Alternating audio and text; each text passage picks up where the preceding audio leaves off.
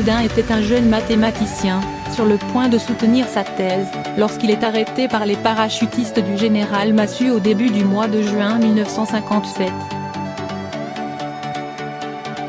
Membre du Parti communiste algérien, parti dissous en 1955 mais qui survivait dans la clandestinité et de plus en plus dans l'orbite du FLN, Audin est accusé de porter secours aux terroristes algériens, combattus sans relâche par l'armée française. Il est arrêté peu de temps après l'attentat du casino de juin 1957 qui coûta la vie à 8 personnes et qui en blessa 92 autres. On l'a tué au couteau. Maurice Audin ne reverra jamais sa famille. La version officielle a longtemps été celle de la fuite mais les proches d'Audin n'y crurent jamais. En 1958, l'historien Pierre Vidal-Naquet publie l'affaire Audin aux éditions de Minuit, une enquête qui concluait à l'assassinat du jeune mathématicien par l'armée française. Il faut dire que durant le premier semestre 1957, l'armée française, en l'occurrence la 10e division de parachutistes, eut les mains libres, après que le pouvoir politique incarné par Robert Lacoste laissa tout pouvoir aux militaires dirigés par le général Massu. La torture, déjà éprouvée auparavant, devient la règle à l'encontre des militants du FLN mais aussi des Français coupables d'être leurs complices. La version officielle de la disparition d'Audin, la fuite, ne tenait pas la route. Aucun historien sérieux n'y crut. Il fallut pourtant attendre janvier 2014 pour qu'un homme vienne révéler ce qui était réellement advenu à Maurice Audin. Cet homme, c'est le général Iosarès, le bras droit de Massu pendant la bataille d'Alger du premier semestre 1957. On a tué Audin. Sur son lit de mort, à la fin de l'année 2013, il se confia au journaliste Jean-Charles Degnaud qui l'enregistra.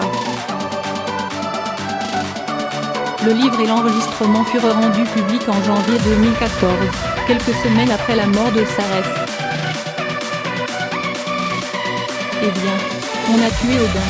On l'a tué au couteau pour faire croire que c'était les Arabes qui l'avaient tué, révèle le général Iosarès. Quelques mois plus tard, le président de la République François Hollande déclare publiquement que Maurice Audin a été assassiné.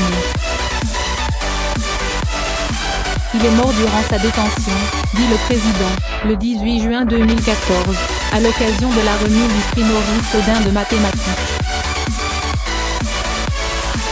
Un discours dans la droite ligne de l'exigence de vérité historique de François Hollande sur la guerre d'Algérie énoncée en Algérie en décembre 2012.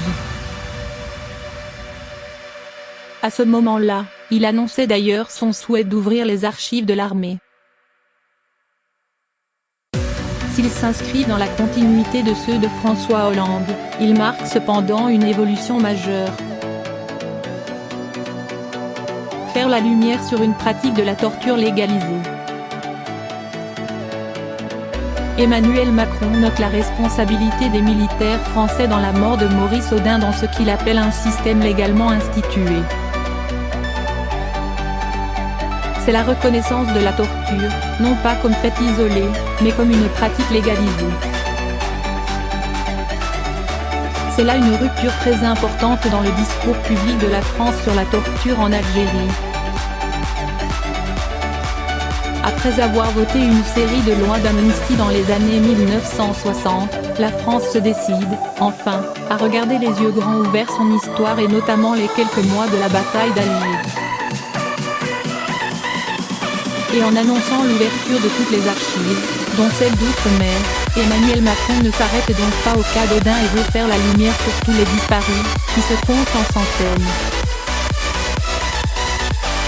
Aussi, en appelant les particuliers à livrer leurs archives, on peut penser à celles conservées par la deuxième épouse du général Massu. Cela ouvre un débat public que les historiens ne peuvent qu'applaudir. La reconnaissance de la responsabilité française dans la torture, rappelle celle de la France dans la rafle du Vel'd'Hiv', formulée avec courage par Jacques Chirac en 1995, puis précisée par Lionel Jospin et François Hollande. Certains, notamment à la droite de la droite, y verront une repentance insupportable.